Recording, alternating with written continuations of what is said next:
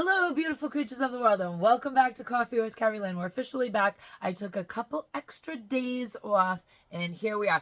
On today's show, we are going to be talking about the trespass laws that were changed in many blue states, including in the great state of Maine. Last year, our trespass laws were changed, and what has happened is many of these wonderful moonbat blue states have taken the teeth out of their trespass laws, taken rights away from the landowners, and bestowed those rights on what I like to call the illegal squatters on your land. Yes, the illegal squatters have more rights than the landowners in many blue states. This happened last year in the great state of Maine. I said, give it some time.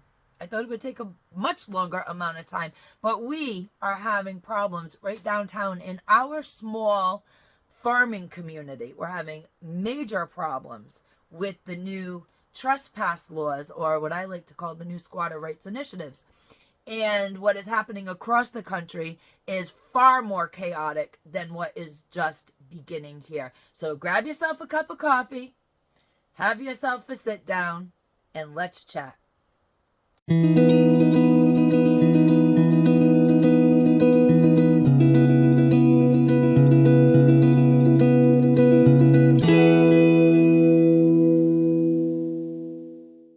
It's a beautiful day in the far north of Maine, up along the Canadian border in the crown of Maine. I hope everyone is having a nice, warm, sunny summer day. I hope everybody's enjoying the rest of their nice, warm, sunny summer days. Please think of us here up on the Canadian border when you are relaxing in the sunshine on the beach the last few days of summer. I hope each one of them is filled with fabulosity and good coffee, because everybody needs good coffee throughout the day to keep them going. We're in our flannels up here on the Canadian border.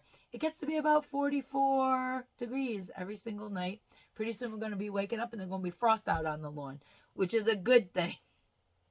It'll help, I think, tame some of the tempers that are happening in our town, downtown, especially with the citizens of our community. We live in a very small farming community, and let me tell you, tempers are wild downtown. We here in Aroostook County are the reddest part of the state. If you get a map out and you look at Aroostook County, county people consider everybody below the county northern Massachusetts. We are the real Maine here in the frozen tundra. We have sanctuary cities here, ladies and gentlemen. We have 2A sanctuary cities. We don't put up with none of that. You're not supposed to be here. Broke into my country, illegal people cities in Aroostook County. We have 2A cities. We are a constitutional carry state, and we are just making sure that our constitutional rights are never stripped from us here up in the far north of Maine. And we are having big problems downtown in our community, as is many blue states, many communities in blue states, many communities that happen to be sanctuary cities for the illegal migrant criminal element. They're having it very, very rough. So what's going on? A year ago, our trespass laws were changed in the state of Maine.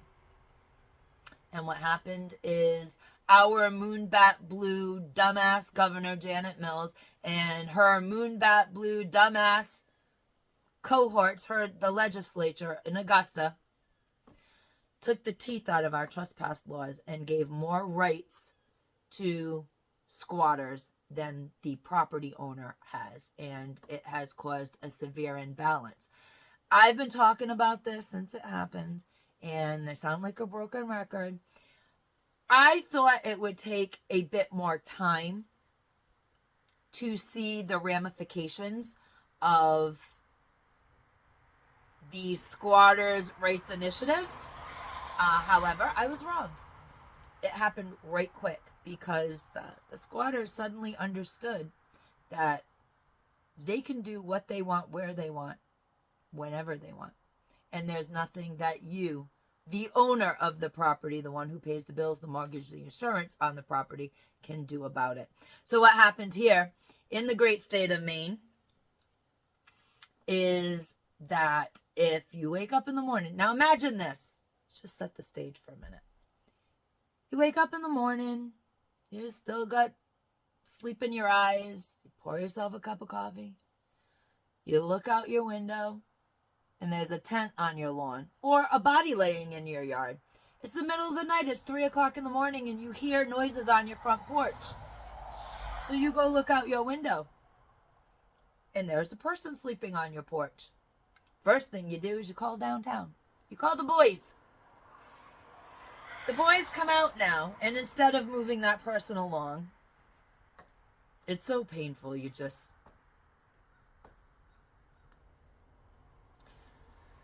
they come out, they speak to the person that's not supposed to be on your property. And if that person identifies as having no shelter in the nighttime hours, if they identify as being homeless, then they are asked by the police to please leave. And if they decline and say no, it becomes your problem, the property owner, because the police are not going to remove them. Used to be, not too long ago, a couple of years ago, that you could call the police, and when an unwanted person, some riffraff, some drug-addled homeless person was in your yard, they'd kindly take them off of your property, and you could press trespass charges, but you can't do that anymore if the person identifies as having no shelter through the night. Now, downtown, we have a lot of vacant buildings. We have a lot of condemned buildings. We are a dying town. Facts are facts. We are a dying community. We are a small agricultural community, and business ain't here, and the money ain't here. The jobs ain't here. The housing isn't here. So what has happened is the homeless, indigent, drug-addled have learned that nothing will happen if they stay on somebody else's property. It was the vacant buildings, but now it's moving on to occupied properties.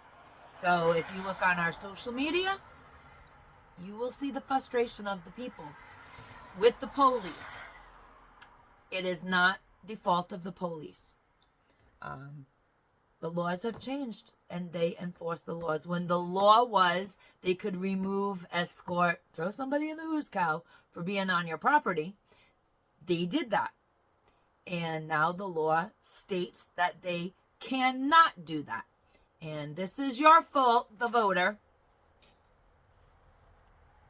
It's your fault for voting this nonsense in. And I had kind of hoped the nonsense wouldn't start hot and heavy until we had a chance to put a red governor in the Blaine House, but it's a difficult situation.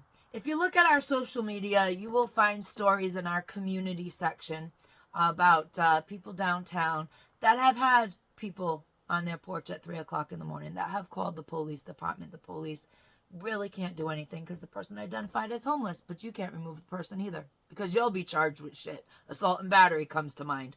A woman was putting her child to bed, and she saw flashlights in her backyard, and they came closer to her house, and pretty soon somebody was looking through her child's bedroom window. This is the shit and nonsense going on downtown, and nothing's really being done about it. So now there's talk downtown.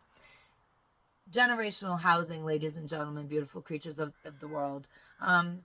Aunties and uncles are rapidly moving in indefinitely in with their nieces and nephews. Auntie Smith and Uncle Wesson. And now there's talk downtown in our very teeny tiny community.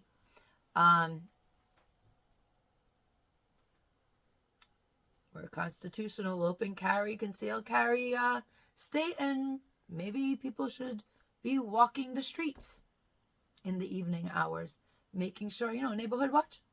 That's what they're talking about downtown. They're talking about vigilante justice.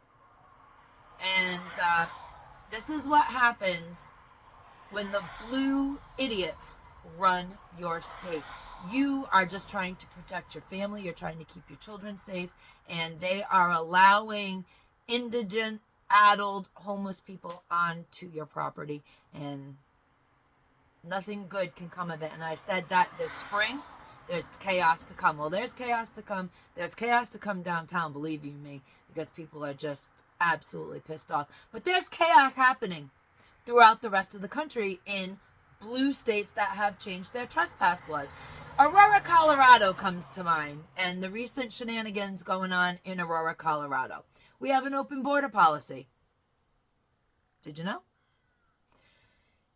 Venezuela has emptied their prisons of their most hardened violent criminals. They have opened and emptied their insane asylums with their mentally ill people and told them, you can come out of these institutions provided you go to America. Everything's free in America, so you go make yourself a life there. And they have. They've crossed that open border. And they've been crossing that open border for 4 years. It's painful, ladies and gentlemen. Beautiful creatures of the world. Reality is painful. So what has now happened is in Aurora, Colorado, you know, they have very loose and lax trespass laws, much like the great state of Maine. And squatters have more rights than the property owner. In Aurora, Colorado, the gangs have been taking over apartment complexes. Tren de Aguera, whatever the hell they call themselves, has now taken over apartment complexes in Aurora, Colorado. Why? Because they have more rights than the property owners. They have thrown U.S. citizens, mamas, papas, children, baby mama, number 5, out of her apartment. Grandma, hit the street. We own this place now. Take a look.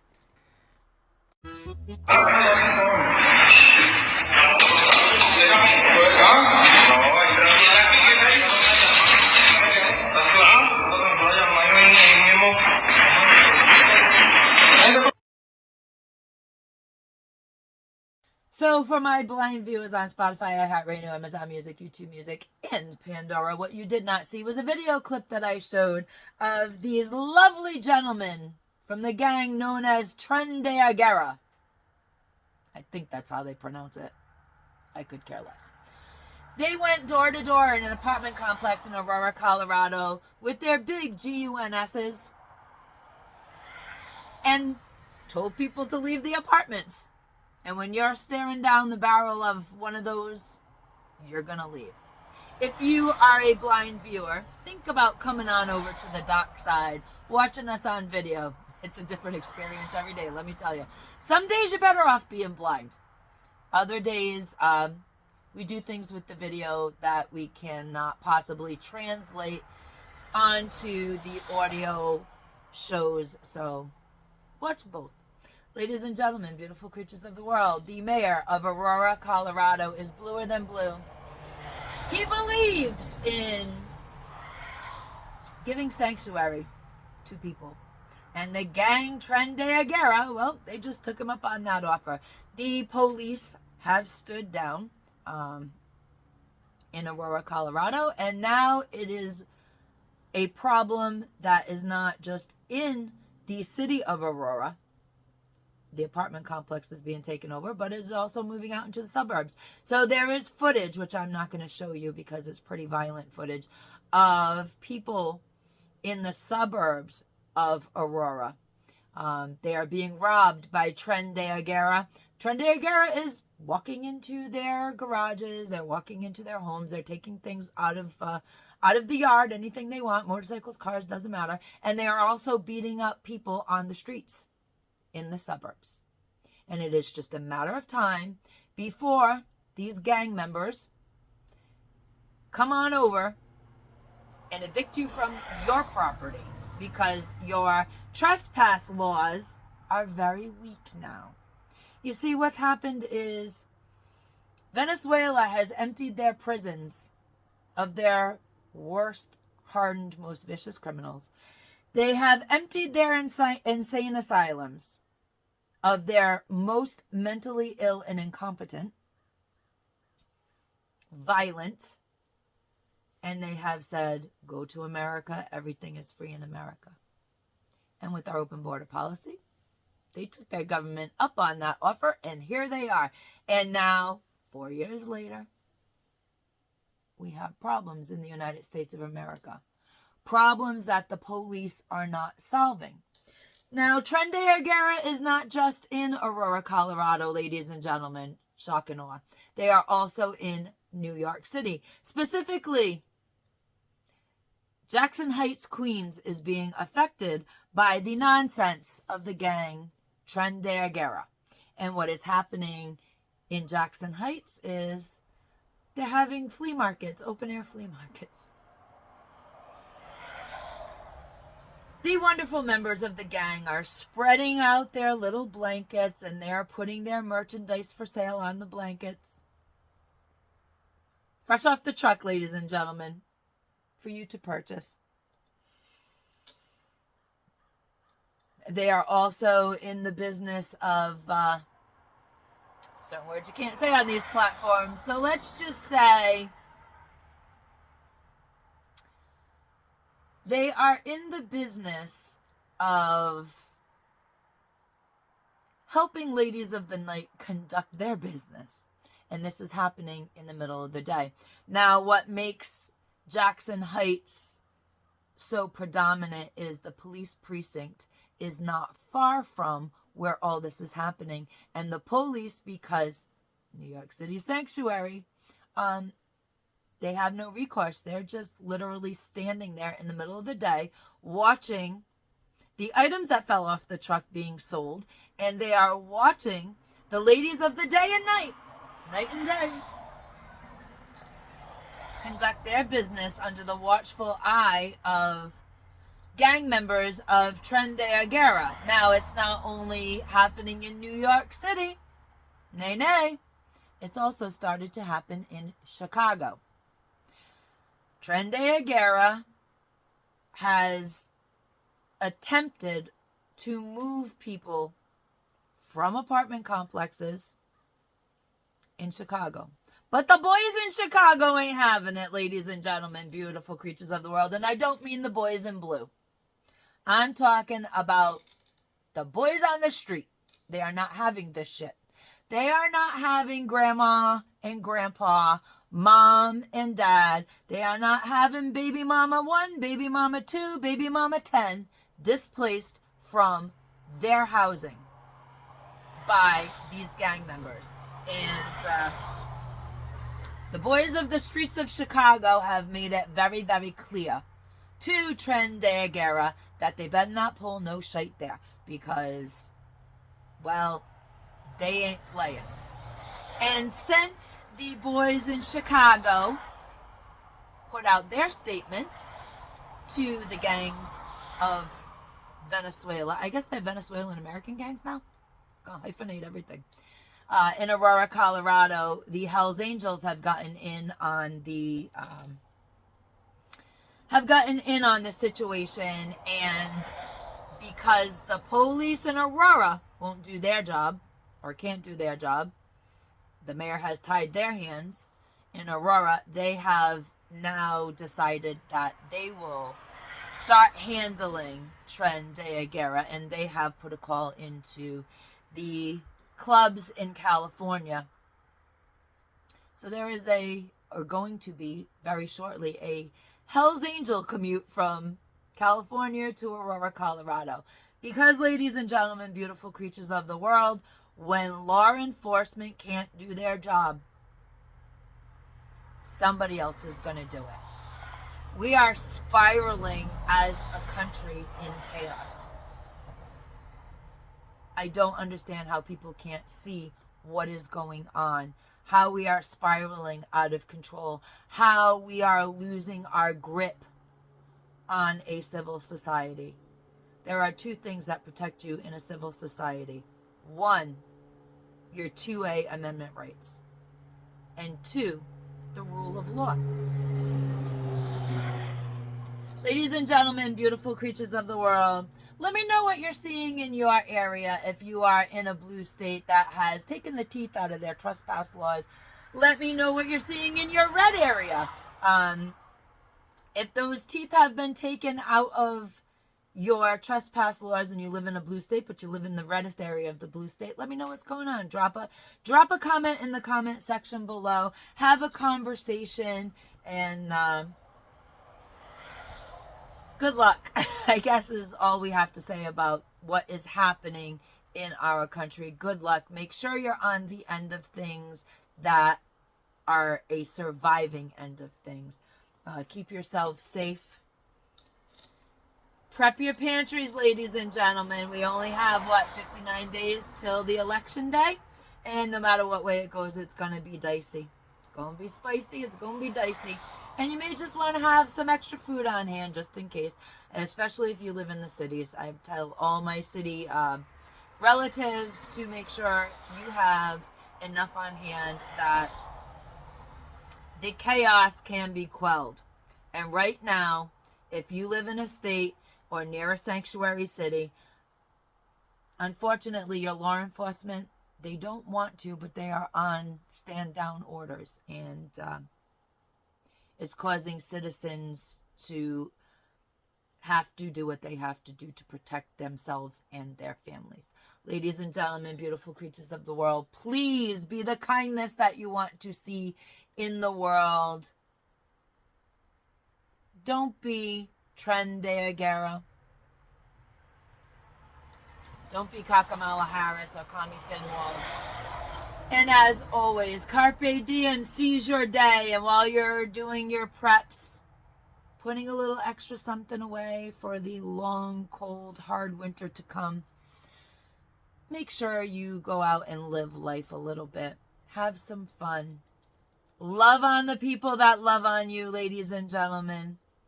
Seize your day, because no one promised you a tomorrow.